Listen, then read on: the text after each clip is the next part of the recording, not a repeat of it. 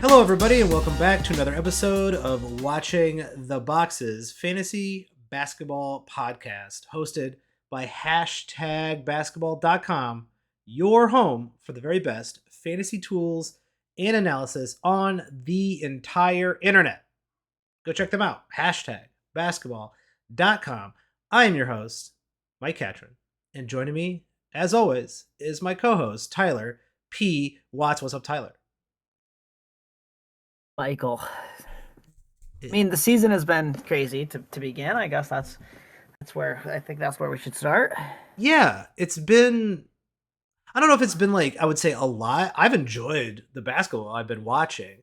I have not enjoyed the amount of injuries that all of my teams are suffering from. Yeah, that's fair. I think we've had a lot of injuries. I think we've had a lot of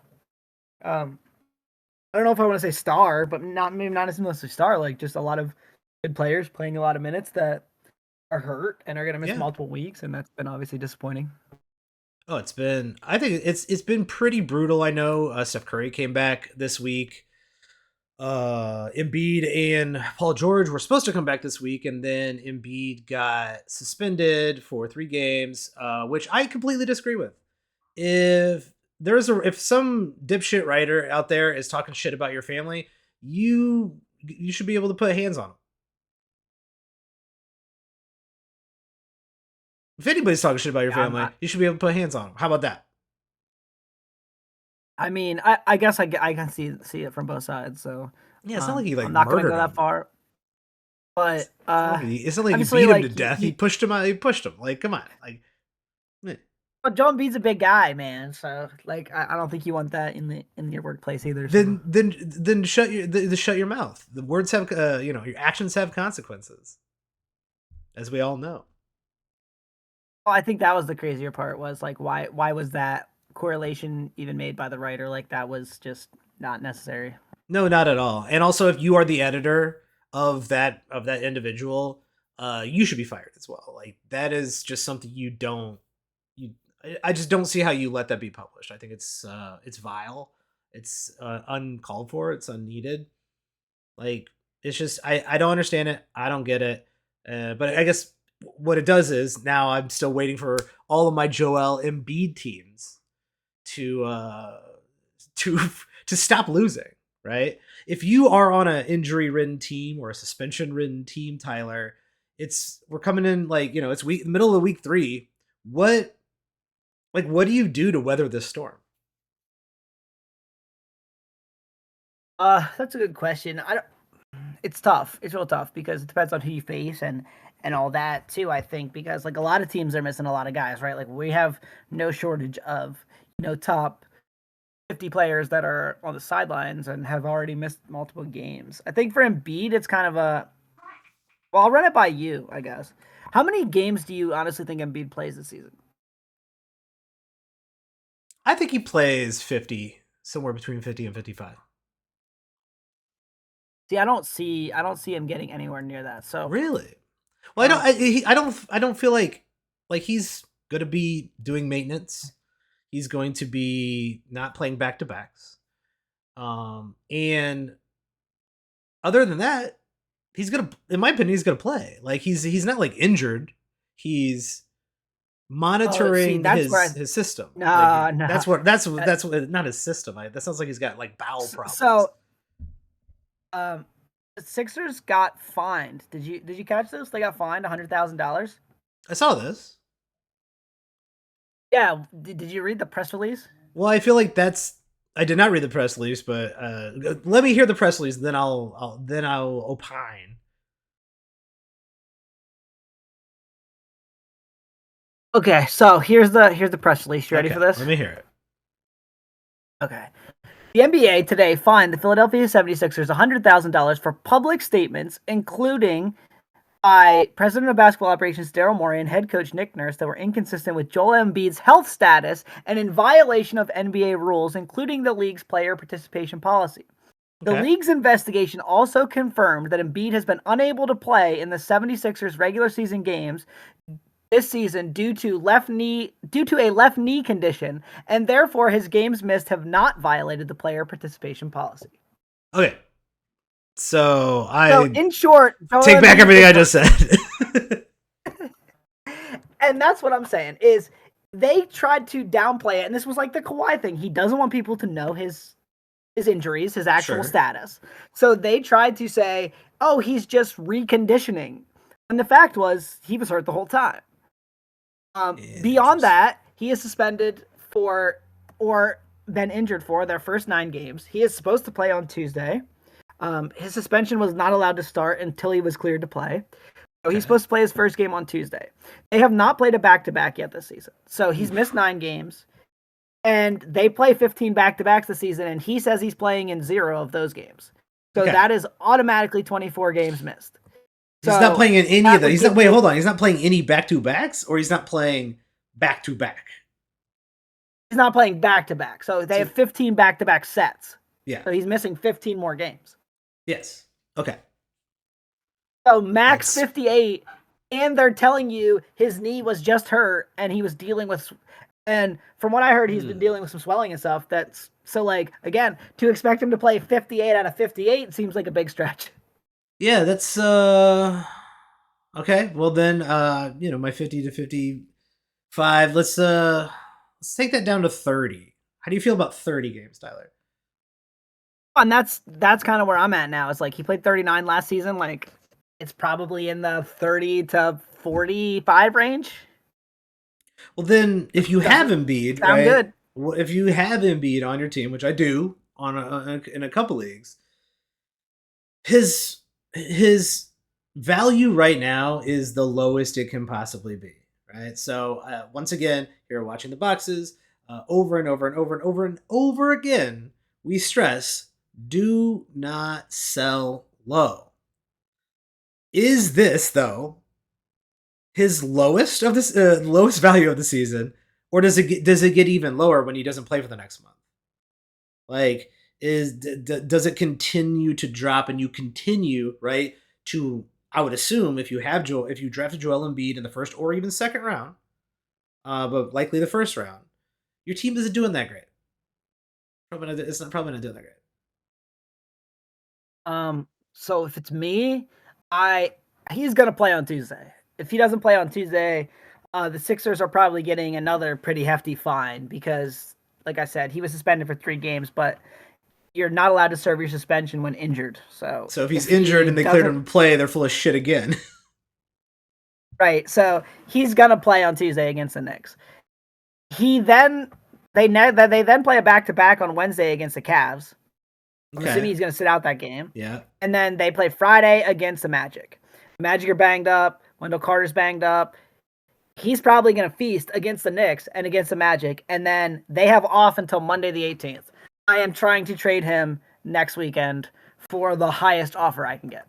That'd be ideal. And I think like the highest offer you can get. I mean, the highest offer you can get is your market. That's the highest offer you can get. If it is Jared Allen, you probably pull that lever, right?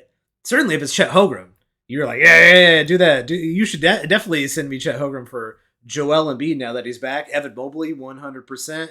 Bam Adebayo, sure. Jakob Podol? Would you do Jakob Podol for Joel Embiid?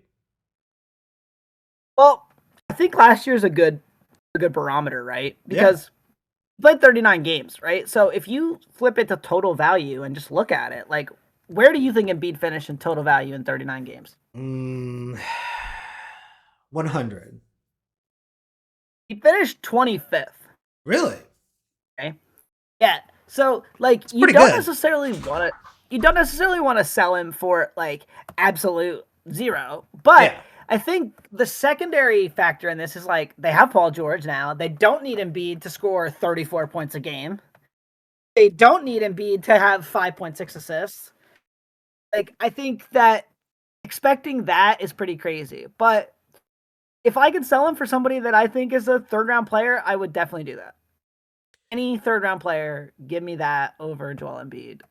It's because you don't know when he's going to miss the games too. So if it's head to head, like you might get 0 games from Embiid in your playoffs. Yeah. Uh, So like then I which feel is like scary, you should right? be considering a little bit lower than third round. You should be considering like a fifth round player. That kind of that run of centers, because that's where the market is. That run of centers in the fifth, sixth round.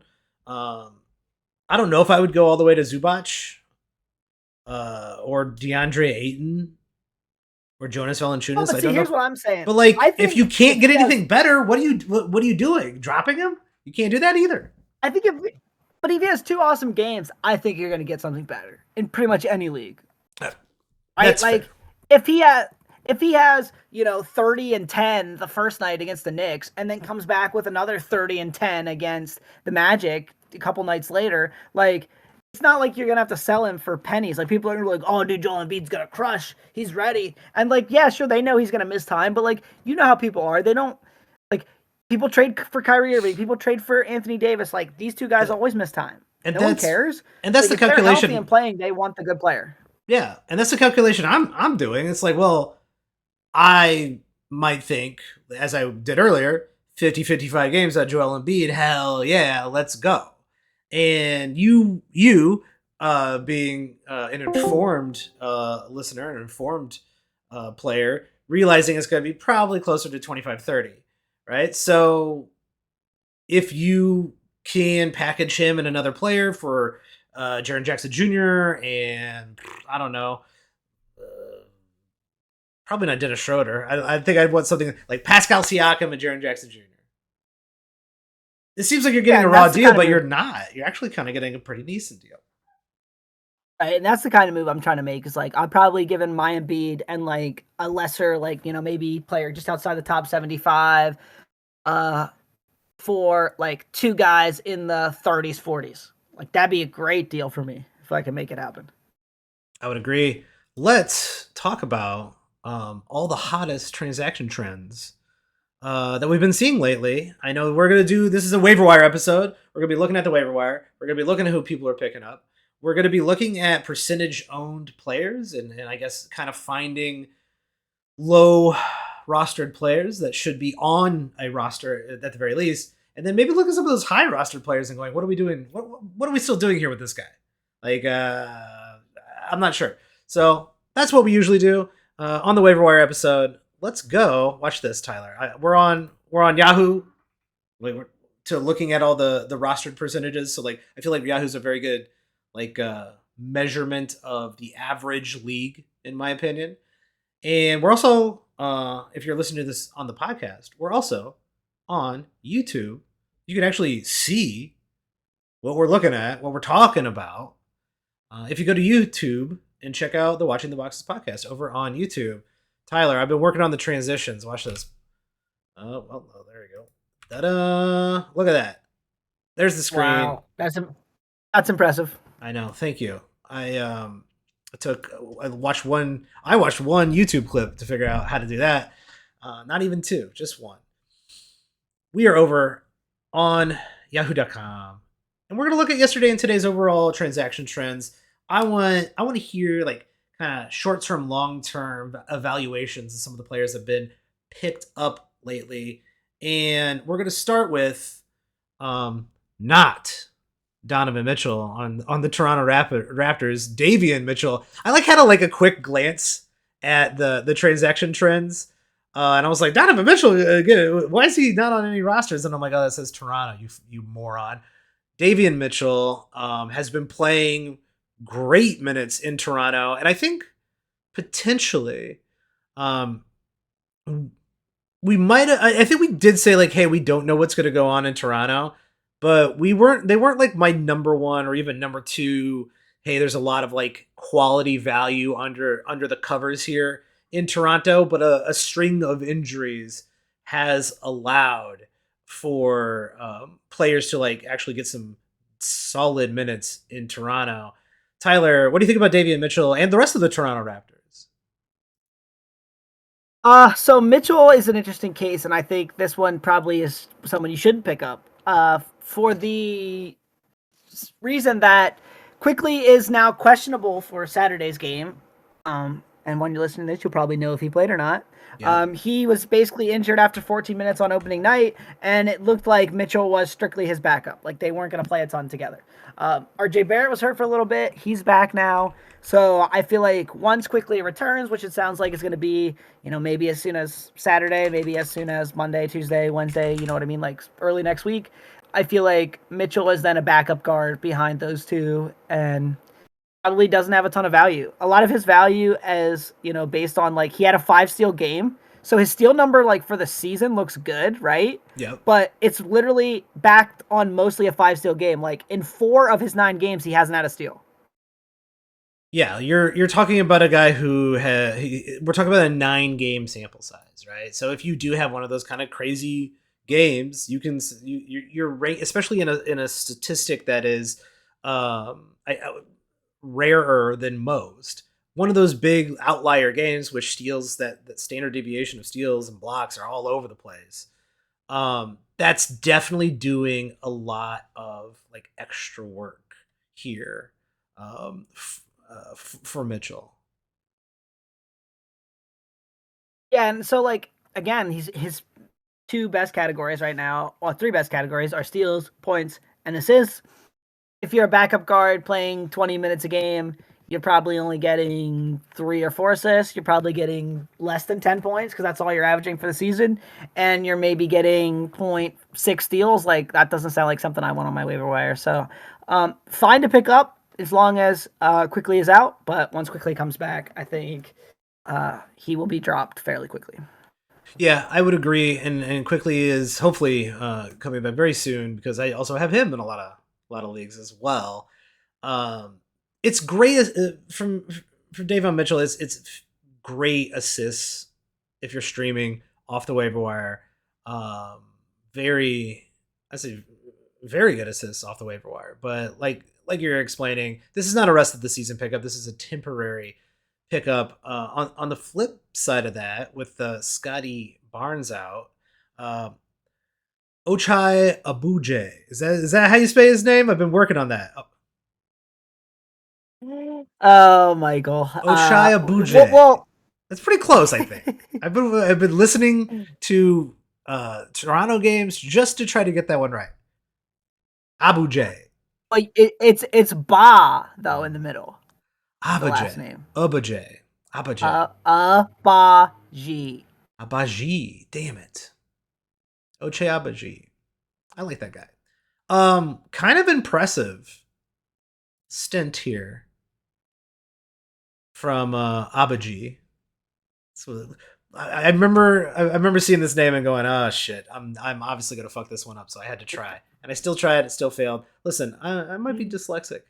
Over the last handful of games, he's been getting starters minutes. He's had a couple very good scoring games, and is solid with the steals, decent with the threes. Like, to me, this is right now he's a top 100 player. Is he a top 100 player though when Scotty Barnes comes back? No, unfortunately, and a lot of this is, fueled by some really hot shooting to start the year. I mean, he's shooting 68 or 56.8% from the field, 42.4% from 3. Like, he's a career 43% shooter from the field and 33% from the 3-point line now. He's a young player, like he could be getting better, but like most people don't go from 43% to 56%, and they don't go No. from 33% from 3 to 40% from 3 instantly. So I think like a lot of this is fueled by some hot shooting. The steals are also like up significantly. Whether that is a small sample size or not is yet to be seen. I mean, he came out of the draft with a profile of being a very good defender, and we hadn't really seen that. And I don't know that we still have really seen that because Toronto's really banged up and they're giving up a lot of points. But like, obviously, he has that profile. He could get there. Um, I think this one though is a little bit more intriguing for the rest of the season because I think they need defensive-minded players if they're going to try to win any games, and obviously he offers that. So there's a easier path to minutes for him specifically. Now, is it a top 100 player? I would say not. Is it maybe a standard league player? Maybe. I'd probably want him more in deeper leagues for the rest of the season. But while Barnes is out, which is still a couple more weeks, I think he's fairly safe to roster. Yeah, I think he needs to be on a roster until Barnes comes back, and then it's a wait and see. I agree with your synopsis that like the minutes have to come from somewhere off the bench, and I think he fits a very specific role for Toronto. That is someone you want on the court, right? If you talk about your starting seven or your starting eight in a playoffs, hey, Toronto ain't making the playoffs. Well, they might actually, but they're probably not making the playoffs. That starting seven, that starting eight in your playoff rotation for Toronto, he is in their playoff rotation, in my opinion, and that usually does mean somewhere between 26 and 28 minutes a night. And if that's what he has moving forward, and if you're in a 12 team league or bigger, I do think he could have standard league relevance for the rest of the season. 12 team, it's going to be right on the line, right? It's going to be, is he a streamer or is he someone you want to roster the rest of the season? I I wager it's probably more of a streamer right now. To me, it's like 70-30, probably more of a streamer. And if that's the case, if that's kind of the synopsis you're thinking about his value in the future, then right now is his highest value. And so you should be selling as probably obviously you should be selling high, but you should probably be selling him for anyone who's definitely not someone you would drop to the waivers. Oh, I think that's totally fair. All right. Oh, I still got Davion Mitchell up there. Couple other names on the overall transaction trends I wanted to hear from you, Tyler. Not, you know what, we know we don't need to get into Chris Boucher. Like we know what's going on with him. Gogo Baditsa. Gogo Baditsa is getting picked up in a lot of leagues because of what you mentioned earlier. Orlando is incredibly banged up, and someone has to come in and take those minutes. Over the last few games, Baditsa has been playing almost 30 minutes and getting you a solid like 10 and 9 with a couple assists and a steal and a block. Like those are really really good numbers. I think he should. I do think Baditsa, if this is the type of minutes he's going to play, and 3 games in a row is enough sample size for me to take a flyer on Baditsa, I think he needs to be on a standard league roster like right now, all leagues. Yeah. Well, so this is a little bit different too because two guys are out, and it's Yeah. Bataze. We went over this. No, one it's before. Baditsa. Come on, I've been working on that one too. All right, it's Baditsa. But anyways, Wendell Carter is out. Paulo Banchero's out, so they need obviously some front court help desperately. Um, Obviously he is playing the minutes. He's getting the rebounds. I would not expect much more than like the 10 and 10 double double with a block and a half. Like No. that's what you're gonna get. But that's But that's not really gonna be, nice. like, top 10 player. But that's really nice flying off the waiver wire for as long as those two are out. And it sounds to me like both are going to miss a good bit of time. So All right, it is Bataze. Damn it. I feel like they changed that on Basketball Reference. Still need to get the Basketball Reference guy in here to explain all these nicknames that they got over on Basketball Reference. The number one, and this is yesterday's transaction trends on Yahoo, the number one pickup, which I mean, this is off a couple incredibly impressive games. Zach Ricochet, the Ricochet. I wish I could do a French accent. That'd be nice. Couple of 30-minute games. This is the only stat I care about. Couple of 30-minute games, the 37-minute games. In those 3 games, very nice scoring, solid rebounds with some blocks, some steals. Not enough assists for me to get super excited about. And then a 25-minute game against Detroit. The Atlanta Hawks have a lot of talent, young talent on their team, and they all kind of play the same role. Do you think we still need to rest a season? Do you think Ricochet is actually having his breakout now, or do you think rest of season it's going to be kind of this very rookie vibe, up down, plays sometimes, doesn't play other times, 3-point game here, 30-point game here. What's your take on rest of the season for Zach? Um, kind of in between the two things you said. I think there's going to be definitely some bad games, but if you're a team, maybe you're building around Trey Young, maybe you're not, right? We've heard some conflicting things about that, but um, you have a lot of young talent, like you mentioned. Like, who are you going to prioritize giving minutes to? Well, probably the guy you picked number one overall. Yeah, So I think the minutes are going to be pretty consistent, like the rest of the way. He's had a couple games where, like you said, he played 30 minutes and he looked good. I think the games where he doesn't get a lot of minutes, it's probably going to be foul trouble, or like he didn't get many minutes against the Kings at the beginning of the month because he went 1 for 9 from the field.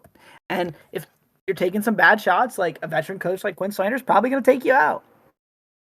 So yeah. there's going to be a couple nights like that, right, where like he's just not playing well. But all told, I think he's going to get a relatively consistent like 25 to 30 minutes a game. And there's going to be the upside for, I mean, like over his last 6 games, he's taking over 6 3-pointers a game. Right now, he's only shooting 29.7% on those 3-pointers, but like the shots are going to keep coming. The threes are going to keep coming. He's going to keep getting opportunities. If he can keep the steals up, if he can get a few rebounds, if he can score a little bit, like suddenly that's instantly becoming a pretty interesting fantasy player. And he certainly has upside, and he certainly should keep improving as he gets comfortable at the new level. So, yeah, I think Ricochet is worth owning for the rest of the season. He is definitely like, I mean, the shooting has to come, right? He's definitely got like a nice, I guess, pathway to potentially being like a top 100 player. There's a lot of ifs, and there's no like, oh, there it is. Like, it's, for me, there isn't like that 33-point game is really really nice, but that's a hot hand and he hit a lot of threes, right? 3 steals, 2 blocks, 3 assists, 7 rebounds. That's when I'm looking at like a young talent, and when I'm looking at like potentially picking up and taking a chance, taking a flyer on someone who is not ready for prime time, not ready to be in my starting lineup, but also like someone I want to like take that chance on. I look at that game and I'm like, that's a really nice outlier, but it's not. It's like not the thing, because the game before that, 0 blocks, 0 steals, very little consistency. Assists are really poor. Rebounds aren't great.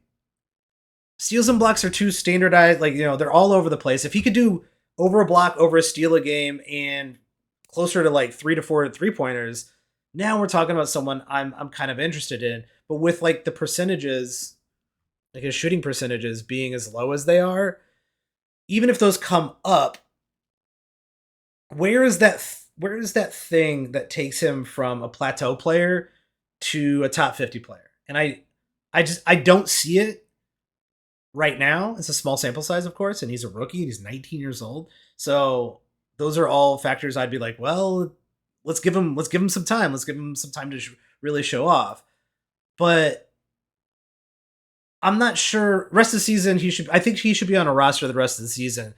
But like, I'm still willing to, like, if he has like a really cold spell in like January, I also see putting him back on the waiver wire, because he's not someone I think who makes or breaks your season. I don't think he's someone who has that potential to get into his top 75 position, really at any point during the season.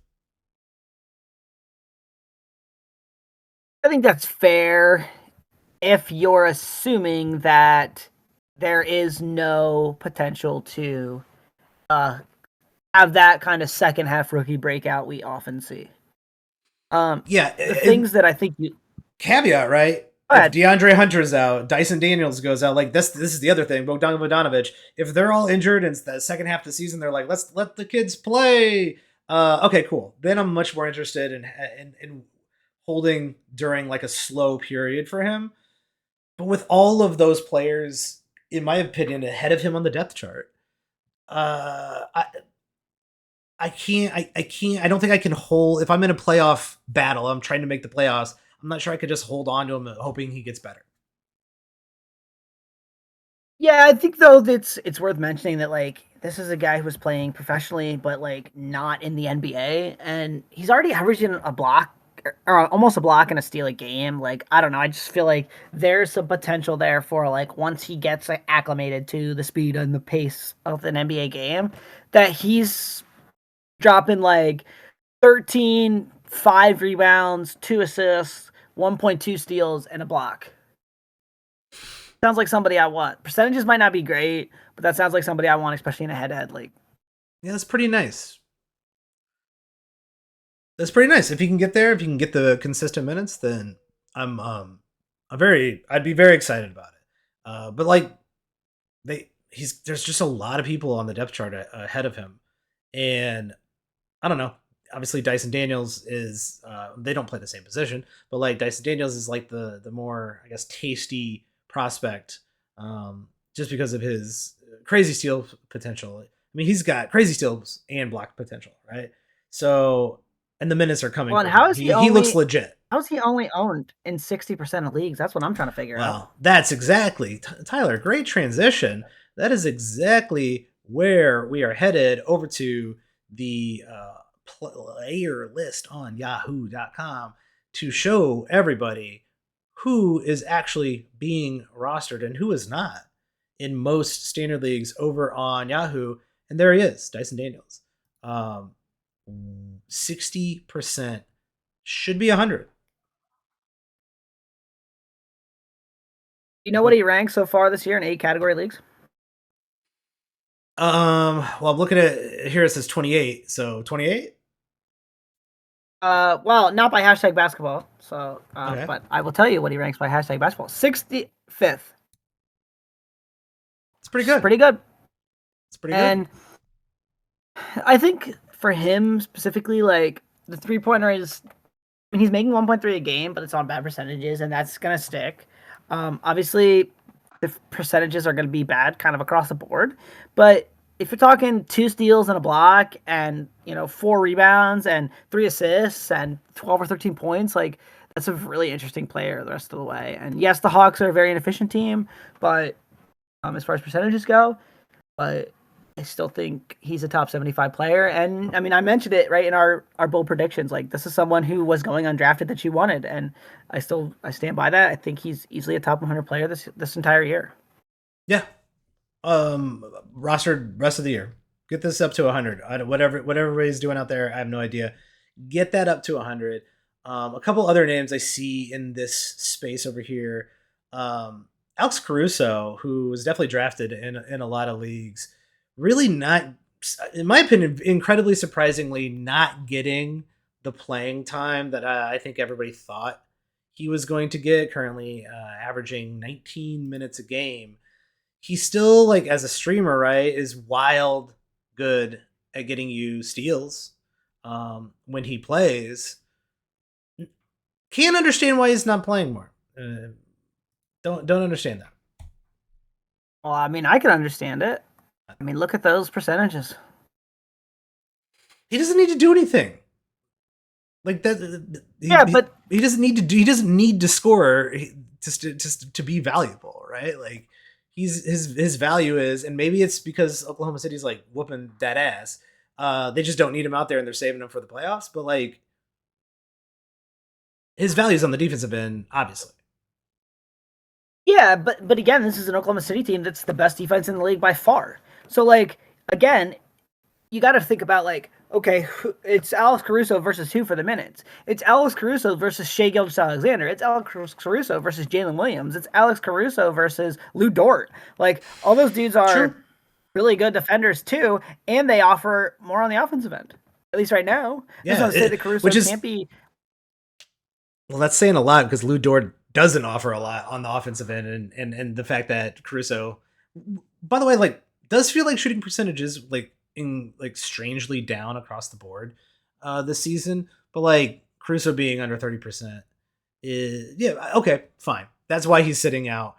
Rest of the season though, do you see Caruso's role growing, or is this what we're to be expected? Even if his percentages come back up. Oh, this is a tough one for fantasy, I think. So I do think his role grows, right? But like they have Casey Wallace too, who's a really good defender and fun and young, right? Like, so it's hard to see them like all of a sudden giving Caruso like 30 minutes a game, especially when Caruso's always been a guy who plays like 28 minutes maximum. Yeah. Um, Even when the Bulls, when he was like now will their best player, when yeah, everybody and else they was don't need injured. him to score. Right. They don't need him to score the 10 points a game like he scored in Chicago. So I think you're looking at something more like, those first couple seasons in Chicago where it's like, okay, he gets you like 3.5, 4 assists. He gets you like 7 points. Sure, the steals are fantastic, right? Like he's one of the best steals guys in the league. But like, what else really is there? Like, not a lot. Not a whole lot. And that's really hard to like, well, one, even if he plays more minutes, right? And the steals go up, which is like, holy shit, that's really nice. You're getting literally nothing else. And I know that like in a specific week, that could actually win you the week. The steals from Alex Caruso could win you the week. Why is that worth holding on to? An entire roster spot for a guy who plays 20, 24 minutes and doesn't score 10 points and doesn't really get you more than 3 rebounds for 3 assists and like gets you like a little over 2 steals a game. You'd have to be a very specific build or a very specific situation. And if you have the luxury to keep Alex Caruso on your team, then do so. Congratulations. You're probably going to win your league. But I don't think most standard league teams have the luxury to keep him on your roster consistently. I'm with you there. Let's go back to the list. Tyler, what stands out? My boy, Alex Sarr. My guy, Alex Sarr. Wild, wild good blocks going on from Alex Sarr. Still yet to break the 30-minute mark in any game, but like to me that's a good thing. I've been back on the Alex Sarr Rookie of the Year train for a little while. I'm a big Alex Sarr fan. I took him near the end of a lot of leagues, and I'm enjoying the blocks I'm getting. I'm enjoying overall his production, even though the scoring is probably never going to pick up too much. It's at least like I think with starters minutes gets closer to 12. How do you like Alex Sarr for the rest of the season? So Sarr offers the thing that can instantly vault you up the rankings very quickly, which is blocks. He actually set a record, right? Um, he tied a record, I should say, Yeah. for the most 6 blocks games to start a career with David Robinson Pretty good. and Shaq, right? I've heard of them. Now Shaq actually ended up doing it 23 times consecutively, but like they're the only players who have and Sean Bradley. I'm sorry, there are 3 players who have done that first 6 games of their career. So that's impressive, right?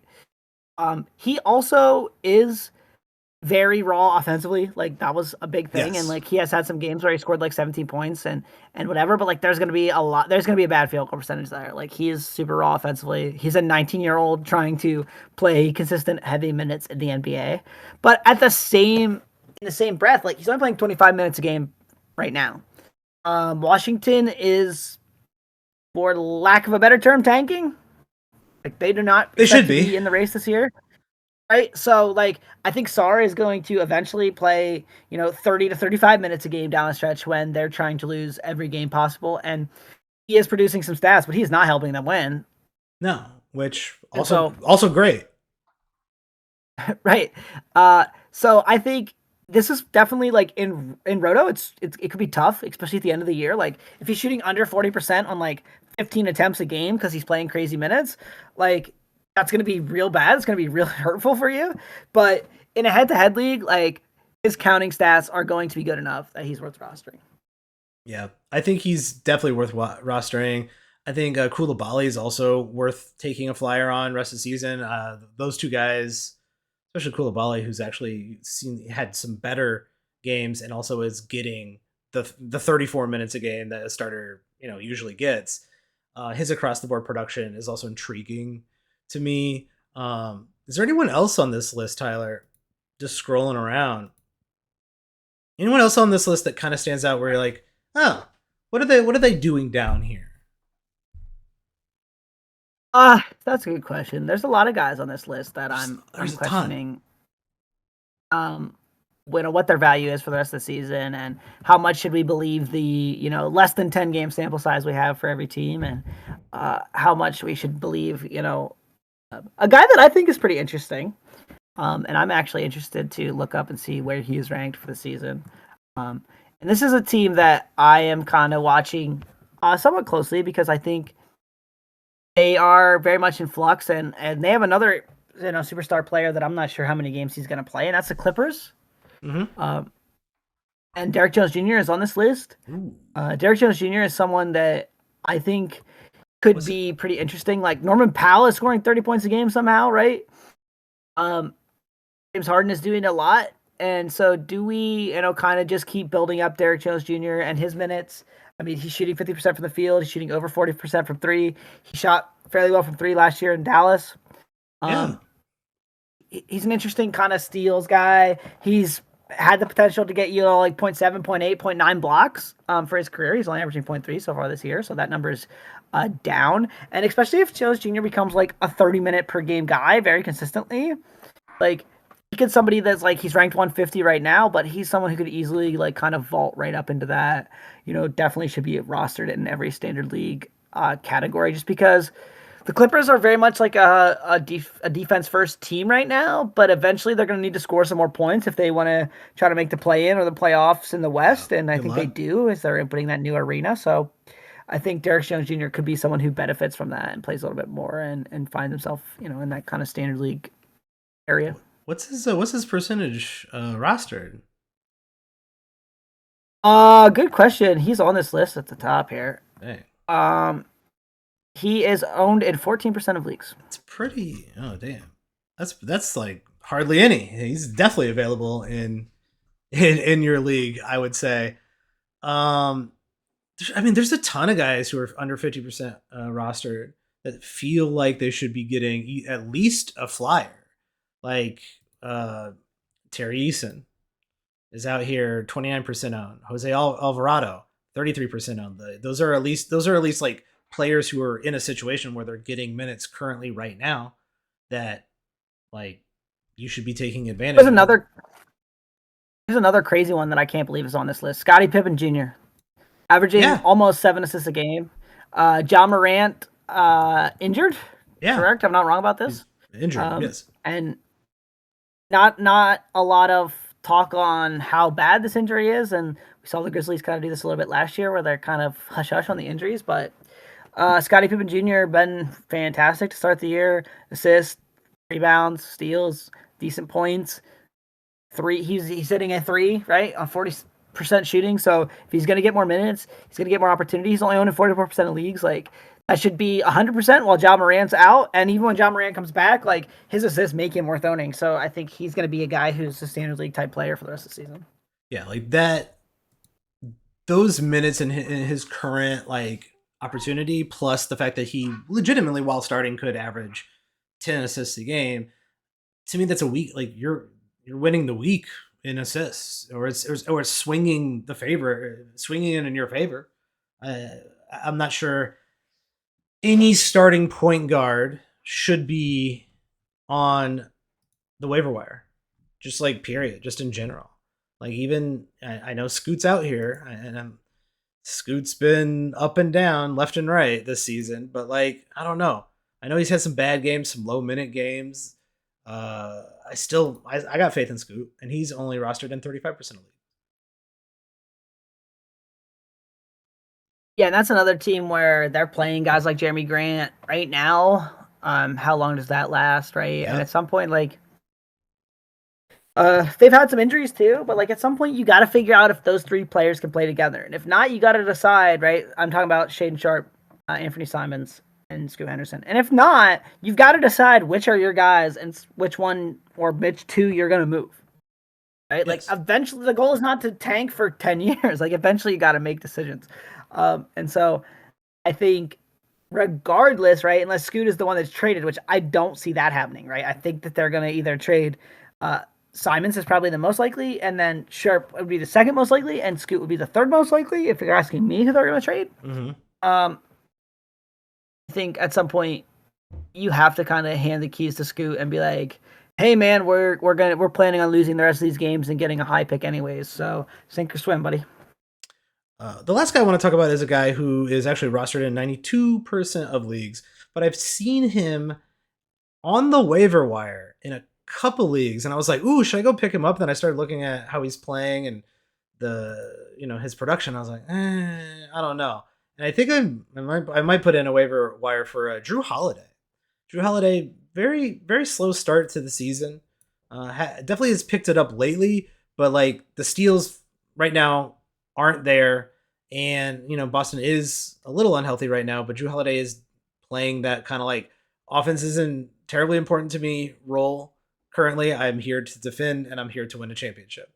What is your rest of the season vibe on Drew Holiday? I think Holiday is probably what we saw last year more than he is what we've seen so far this year. Now that is not Drew Holiday from the Bucks or Drew Holiday from the Pelicans or Drew Holiday from the Pistons. Or the Pistons, I'm sorry, the 76ers. Right? Like That was a long time ago. He was good right? then But too. like He was great then, actually. what did Drew Holiday rank last year? Even though everyone complained that his numbers were down, he was just playing this role on Boston. Do you know what he ranked last year in 8 category leagues? Yeah, I'm looking at it right here, according to hashtag basketball, which I think this is still including turnovers, 66th overall. And he was 68th if you get rid of turnovers. So like again, that's a really good player. And so if he's on the waiver wire, I'm all over that. Like, yeah, Drew Holiday's 34. Yeah, I guess it's been a slow start, although not really because he's still Yeah. averaging about the same points and the rebounds, assists, steals, and blocks are down. But like we know how fluky those things can be. If he gets a 5 steal game tomorrow, right? He will have played 11 games and will suddenly have 7 steals. Yeah. It's the Right? And then he has another 3 steal game, and in 12 games, he's got 10 steals, right? And then before long, he's right back well up over 1 again. So we know those steals and blocks can come in bunches for any player. And I think Drew Holiday has just had a quiet kind of first stretch here, but I would not expect that to continue. once again, it has been 9 to 10 games for all of these players. Drew Holiday has played 10 games. He's currently ranked 157th. Uh, but go look at the stats, right? You see what is down, and you know that those things are like uh, the steals and blocks can magically, not magically, just revert to the mean. It's gonna everything revert in our here at Watching the Boxes. We say it a billion times. Most players revert back to the mean, especially if they're veterans, especially if they're like veterans who have like consistently produced over and over and over again, not fringe players, but guys who are standard league rosterable. You see Drew Holiday on your waiver wire. Um, I was shocked to see him on there, and then I was also shocked to see how poorly he's been playing. Go pick him up. I'm gonna go pick him up. I gotta go look at see if someone else hasn't already picked him up. Drew Holiday will be fine, I, even if he's I 34. He'll guess be fine. it's fair to say that he's been playing poorly, but I mean, Boston's winning games, so has he really been playing that bad? Like, I don't think so. Yeah, I think he's just not been getting some stats that people want to see, and I think that's okay because I don't think Boston really needs it. And the other thing is Boston hasn't played him a ton because Boston's blown out some teams. He's only played 30.7 minutes. He's probably going to be closer to 32, 33, but they haven't needed him, right? They're going to need him at some point. yeah, absolutely. They're definitely gonna need him, especially when injuries happen. And then after 10 games, if there's only one stat I'm looking at. If it's way down, I'm concerned. It's not certainly not field goal percentage. So you should be buying low on all the low field goal percentage guys. It's minutes per game. His minutes are 30.7 instead of from last season 32.8.